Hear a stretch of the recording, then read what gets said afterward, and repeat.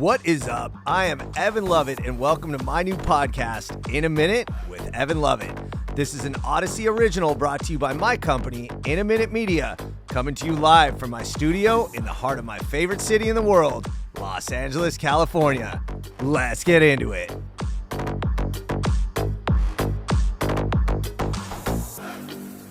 Yo, what is up? This is episode number 6 as we keep rolling along.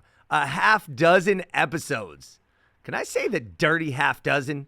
Does that even make sense? No? Okay, let's jump right into this. Here's the rundown of this week's episode. I'm starting a new segment, which I'm going to premiere today. It's called Things That Happen in LA This Week. So for those of you that love LA in a Minute, this is a good opportunity to catch up on some LA in a Minute type stories, some current events that I'm going to wrap history around. It's going to be fun. And today's, it's a true crime story, so stay tuned. Then we get into what I learned. It's about the Hollywood sign, which turns 100 years old this month, but that's not what I learned. Spoiler alert. This one, it's not what you think. Next up is the therapy session. I'm going to be talking about something I know everybody thinks about, death.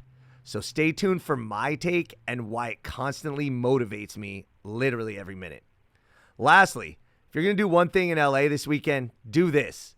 I'm not going to give it away here, but this is something with a ton of history that changed the course of the culinary scene in Los Angeles about 50 years ago, and frankly, changed the world. And it's delicious. All right, y'all, let's get into it.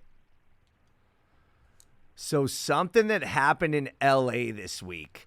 Okay, so the Oscars just happened, and one of the controversies, I guess, it's a minor controversy, is that they excluded Robert Blake from their annual In Memoriam segment. Now, Robert Blake died the previous week. For those of you that aren't familiar with Robert Blake, I really wasn't familiar with his career, at least. Apparently, he was one of the first child actors to succeed all the way through his career. He started in like Our Gang and stuff that was way before my time, but he made it big in a show called Beretta. And I guess he won Emmys and went on to this acting career, okay? Now, the fact that he died was bigger news than it usually would be for a kind of a has-been star. I mean, I don't want to disparage the guy, but he hadn't done anything prior to this in 20, 30, 40 years. And the reason why is because he was charged with his wife's murder in 2002. Now, his wife, Bonnie Lee Bakley, was shot and killed about a mile from my house at a Studio City restaurant called Vitello's. Great spot, by the way. Really cool spot. Live music, Italian food. They had a little speakeasy upstairs. I even had my 30th birthday party there, by the way. So on the night of May 4th, 2001, Robert Blake and Bonnie Lee Bakley are eating at Vitello's, but they are arguing at the dinner table throughout the meal, right? Bickering, marital stuff, who knows? They walk to the car together after the meal. They get in the car, and Blake realizes that he left something important in the restaurant. So he goes back to the restaurant and leaves Bakley there in the car. Now, by all counts, the car was parked in a dark area of the neighborhood, and it is very dark. It's super residential, except for that Tonga Village strip. So Bakley was alone in the car. And when Blake returns to the car, roughly 2-3 minutes later, he finds Bakley slumped over the steering wheel with multiple gunshot wounds and, quote, blood all over the place. Now, seems fairly obvious, especially because Blake was known for playing tough guys. He was known for playing specifically tough guys with soft hearts. And it turns out that he was the one who coined the line, "Don't do the crime if you can't do the time," which is a line that I've heard. But this is like 50 years ago, right? But here's this tough guy, and now he's embroiled in this murder thing. But he wasn't arrested. And in fact, for about a year, he wasn't even considered a suspect because his alibi was that he couldn't have committed the crime, as he was going back into Vitello's to retrieve the gun that he had left in his waistband, which had fallen out at the booth inside the restaurant. Now, there's a lot going on there, right? Because the fact that he had a gun in California and Los Angeles specifically is interesting. I mean, I'm assuming he had a concealed carry permit. If that's part of the alibi, you know, I have to imagine it was a legal weapon. And the timing of that just works out a little too perfectly in my mind, right? I know that area well, right? It's not a hyper crowd area. It is in this Tujunga village, which is really cute, by the way. And in the architectural guide to Los Angeles, they specifically point out Tujunga Village as one of the few places in Los Angeles that really does feel like this tight little walkable, like East Village style community. And it's gorgeous. It's great. But it doesn't take that long to walk back to the restaurant, to walk to your car. And in that little window just so happened to be the timing that his wife, with whom he had a controversial relationship, and this came out in the trial, and they also had an 11-month-old daughter, by the way. Different story. That's just terrible in itself. But that window just happened to be the time that she was murdered in the car. But here's the deal, is they really did find the murder weapon in a dumpster near the car scene, near the scene of the crime. And it wasn't the same weapon that he had retrieved from the restaurant. And now there are witnesses of him going back to the restaurant, and it was a huge, total made-for-TV LA-style crime story. Again, this is 20-plus years ago, but I remember it because I was like, who's Robert Blake? What's the big deal? But it was all over TV, you know, in the aftermath of OJ and Menendez and, you know, our culture. But it turns out that he was indeed acquitted of the murder. Now, he had spent 11 months in jail awaiting trial, and he was adamant that he did not kill his wife, and the jury did acquit him. Now, a civil jury ended up finding him liable for his death and ordered him to pay Bakley's family $30 million, and that sent him into bankruptcy. And then the daughter that he had with Bakley was raised by other relatives and went for years without seeing him. So it's a tragic story all around, and it is a very interesting and unique LA crime story. And that is what happened in Los Angeles this week, as I was reminded with the controversy as they left him out of the in memoriam at the Oscars, probably for good reason. Now, sticking with the Hollywood theme. You know, it's funny, on LA in a Minute, I don't do a lot of Hollywood stuff because the LA in a Minute people, myself included, we know that Los Angeles is so much more than Hollywood, Beverly Hills, and Santa Monica. But hey, it was just the Oscars. The spotlight of the world's on LA. So what I learned is about Hollywood, and it's about the Hollywood sign. So let's talk about the Hollywood sign. We all know it. It's probably the most recognizable sign on the planet Earth. But this is what I learned. That sign has nothing to do with entertainment. Nothing to do with movies, movie stars, none of it, zero. In fact, in 1923, the sign was erected as a sign that read Hollywoodland.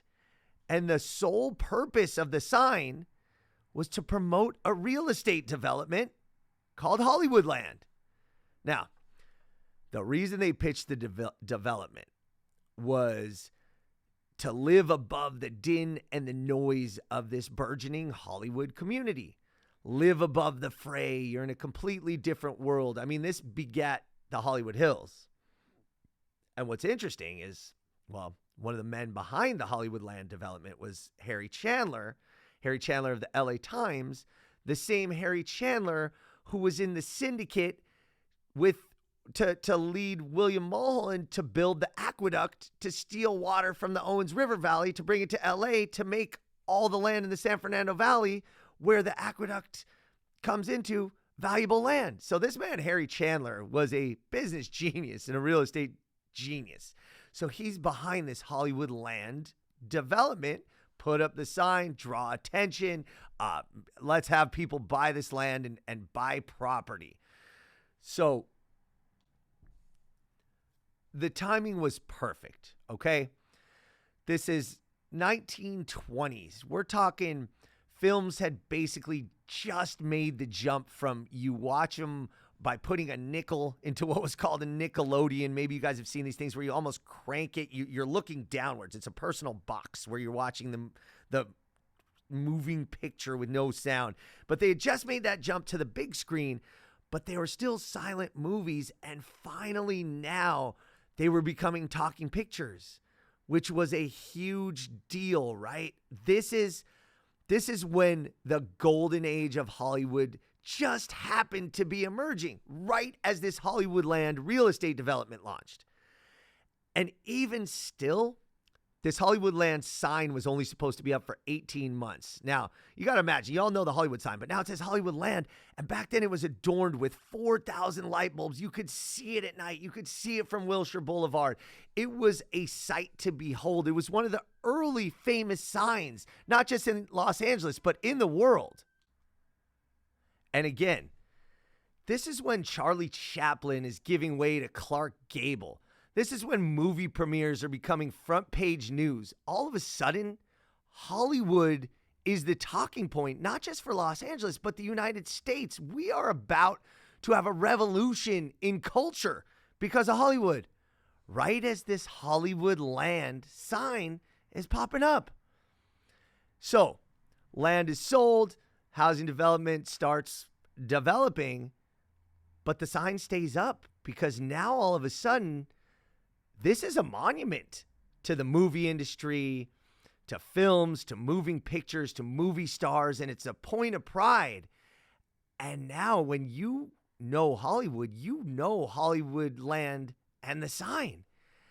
And that sign continued to read Hollywoodland until 1949, when the Hollywood Chamber of Commerce finally started to fix up the sign. It'd been getting a little faded and dilapidated, and then they shortened it to just make it Hollywood because it was synonymous with Hollywood and the movies. But even after the Hollywood Chamber of Commerce revitalized the sign, it fell into disarray. These are wooden letters. These are like 45-foot tall letters. This is almost a 200-foot long sign. Like, who is taking care of this, right? So it fell into disarray again. And then by 1978, and you can look at these pictures, it looks like somebody dropped a bomb on it. I mean, the first O looked like a U. The third O fell down completely. It was an eyesore, right? So up steps Hugh Hefner.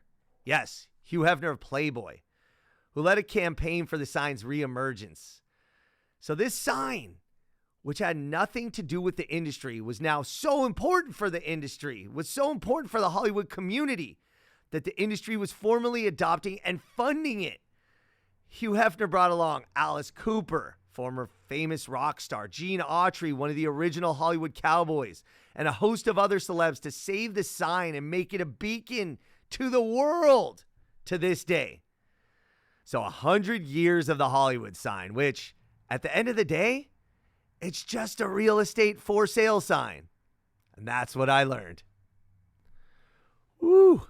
So that was something to digest right there. I mean, the Hollywood sign is really something as somebody in Los Angeles you kind of take for granted, right? I drive around it, I see it, but I never really went up there. And I do suggest, at one point going up there and paying your respects. It's really cool up close. But yes, remember that was a real estate advertisement.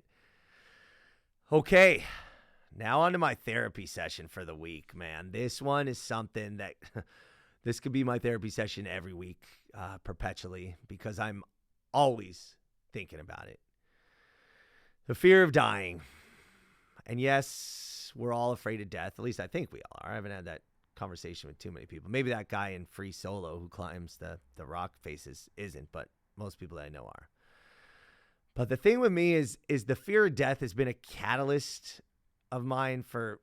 It's been a catalyst for basically everything I do since I can remember. I mean, even when I was 10, 11 years old, I'd always think, what if I die? I need to leave a legacy. I kept a diary, a written diary that I turned into an autobiography. I called it an autobiography. It wasn't an autobiography, but I turned it into an autobiography because I was like, what if I die? Somebody needs to know my true story. It was always meant for publishing. I know that's self-centered again, only child, but I did. I kept this diary because I was always worried about dying, right?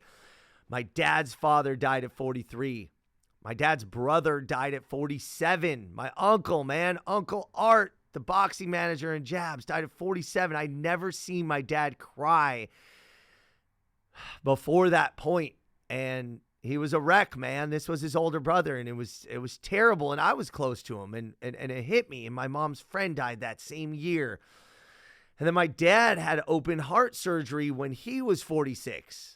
And he's in the hospital, and you're like, you know, we always knew the clock was ticking because, again, the male Lovetts up to that point hadn't had longevity, you know, and that's in my head. And he had this open heart surgery, and he gets out of the hospital. And when he recovers, and for a short time, he's eating better and exercising, doing all that. But, you know, that goes. It's tough, man, for older folk. Shit, I'm approaching that age. But he had this open heart surgery, gets out of the hospital, and he's fine. He said he beat the Lovett curse. And I was like, damn, Lovett curse. I'd never put it in those terms, but I guess subconsciously that was, you know, really what was on my mind. That was how it was, because I had always been thinking about death and about dying. But it was great. It was great because he did live, and I got to enjoy my dad for a whole 20 years longer. And you know what? He died at 66, which... shit, man. I hope I make it to 80 at least, but, you know, I know he was actually satisfied with 66 with that track record, 43, 47. I mean, man.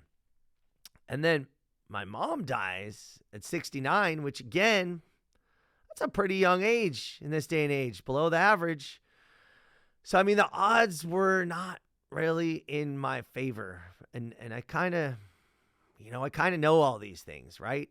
And the way I sleep at night, the way I even can enable myself to stop obsessing over death or my potential death is that one grandma on my mom's side lived to 97. So when I'm praying at night, I'm like, man, please give me that longevity gene, right? But ironically, that sleeping at night, that's not something I did much, right? I remember reading when I was in college that Bill Clinton had trained himself to sleep less, right? We all want our 8 hours. I think now I hear people say 7 hours, which is cool, which is about where I'm at. But in college, I was like, man, I need to be productive. I need to write this legacy. I do not know when I'm going to die. My heart is the proverbial ticking time bomb, man. Cholesterol issues, hypertension.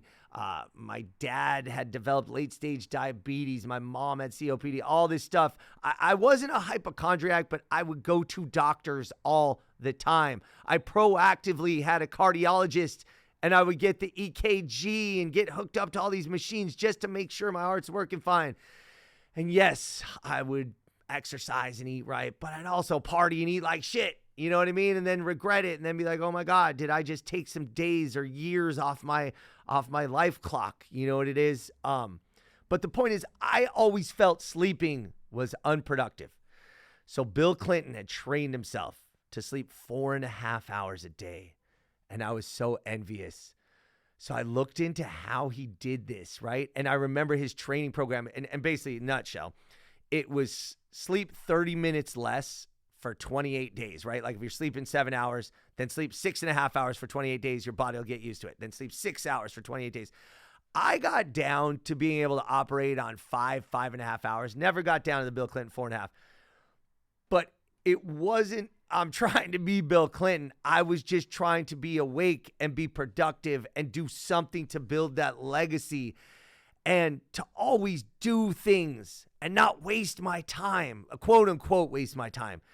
And it's funny because I didn't watch TV or movies, right? I would make the exception to watch baseball movies, all right? I watch Bull Durham, watch Major League. But I always felt TV and movies were a waste of time. For the record, by the way, they're not. Some of my best friends, some of the smartest people, most influential people. You learn from movies. You have the experience, or just the enjoyment, the release.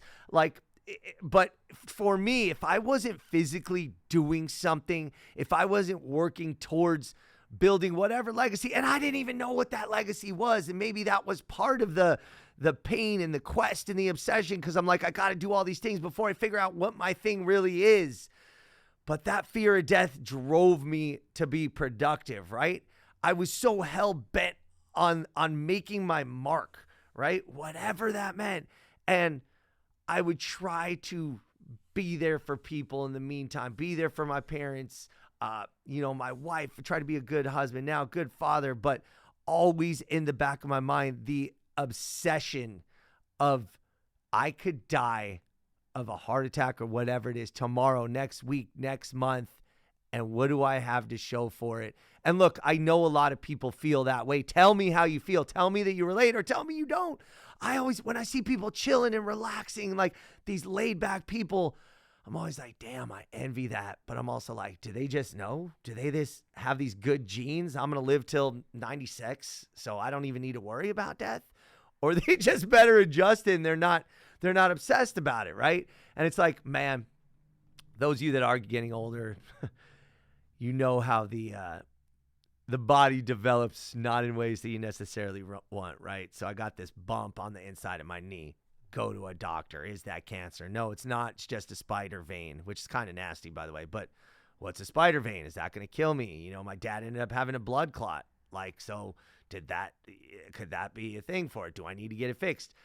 And those of you that have seen my LA in a Minute videos, sometimes I got these red marks on my face. They just came out of nowhere. Like, is that melanoma? So I go to the dermatologist. But I really always am thinking about it. And it's not a healthy way to be, but I guess you could say it motivates me. And with my work ethic for LA in a Minute, with my productivity, I do think it's something that I'm proud of, because I'm able to put together a ton of good content in a relatively short period of time.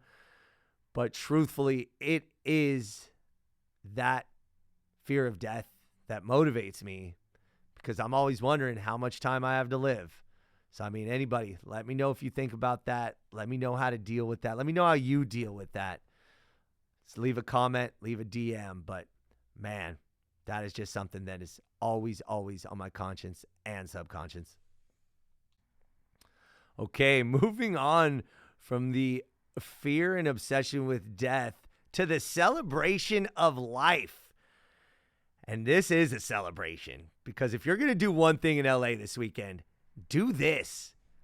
Go to King Taco. That's right.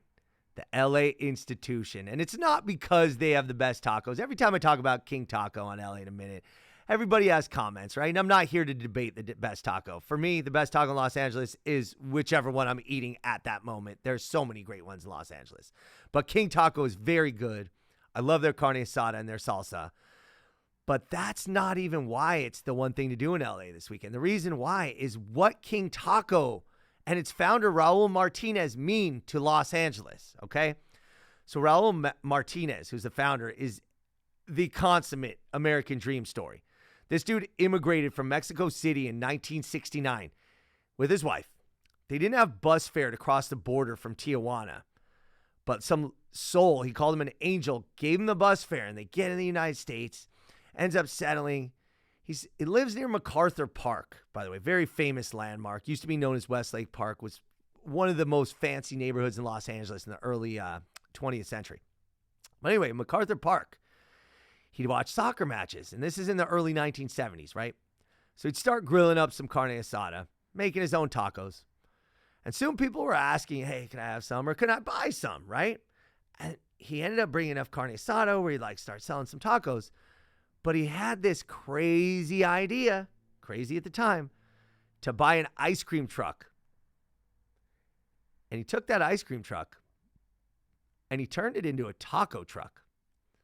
And people thought he was a nuts. Dude, people buy ice cream out of trucks, but tacos you're going to cook in there and bring it around. And don't get me wrong, roach coaches, as they're pejoratively called, have been around. You know, the movie folk see them, construction sites, stuff like that. Tamaleros had sold tamales on the streets as far back as the 1800s in Los Angeles. But this was the first of its kind. A dude that's going to take the flat top grill, chop up the carne asada, blah, blah, blah, you know, get the marinade, put all the cilantro, the onion on it out of a truck. And the people that thought he was nuts, well, they did a double take because he parked it in front of a bar in East LA. And his first night, he made $70. Second night, he made $150. We're talking 1973. That's pretty good money overnight. Within 6 months, the first King Taco brick and mortar in Cypress Park was born. And guess what? Now, there are 22 locations, and they're legit. So find the closest one by you. A lot of people think the one in East LA near Boyle Heights is the original. It is the most popular, but that's King Taco number 2. And it's always a good excuse to go see the 6th Street Viaduct. But go pay ode to one of the most important people in Los Angeles culinary history. Raul Martinez is the reason that Kogi and Roy Choi exist. He's the reason why you can find excellent tacos and taco trucks on nearly every boulevard in Los Angeles. This is a piece of history, and they are delicious. So that is our show. Thank you so much for listening to another episode of In a Minute with Evan Lovett. Enjoy your day, your weekend, your week. Enjoy life. And don't forget to subscribe and give me a 5-star rating. And lastly, send the podcast to 5 of your friends. It'll mean a lot to me. All right, y'all. It's been a minute.